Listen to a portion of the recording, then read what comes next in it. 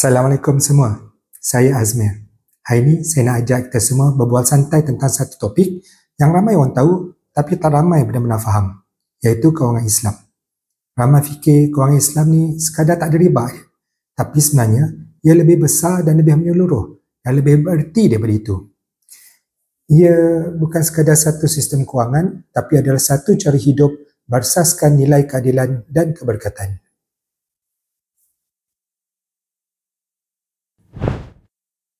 Dalam kewangan Islam, matlamatnya bukan untuk menindas atau membebankan sesiapa, tapi untuk memastikan setiap urus niaga itu adil kepada kedua-dua belah pihak, pemberi dan penerima pembiayaan. Setiap urusan mesti ada aset sebenar, nilai sebenar dan akad yang sah. Islam tak benarkan kita buat keuntungan atas hutang semata-mata, sebab itulah yang dinamakan riba dan ia menzalimi satu pihak. Sebaliknya, Islam galakkan urus niaga berasaskan nilai sebenar. Contohnya, bila koperasi bantu ahli beli rumah, kenderaan atau keperluan keluarga, semuanya mestilah berasaskan akad yang jelas dan harga yang disepakati.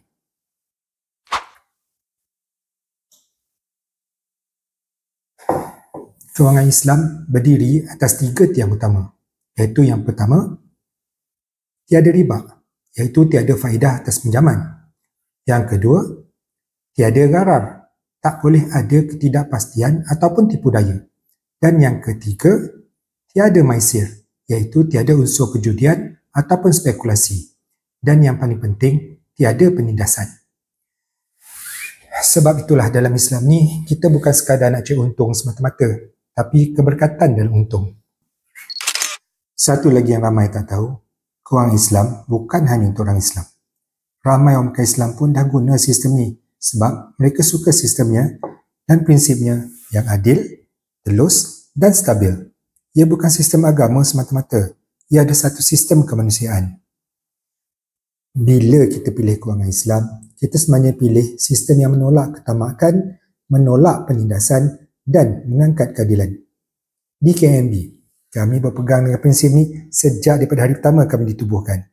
Kami bantu ahli bukan sekadar untuk capai impian kewangan, tapi untuk capai ketenangan jiwa. Sebab bagi kami, kewangan Islam bukan sekadar satu urus niaga.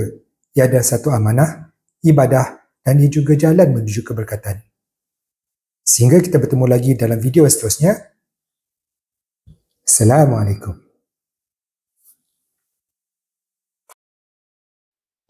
Thank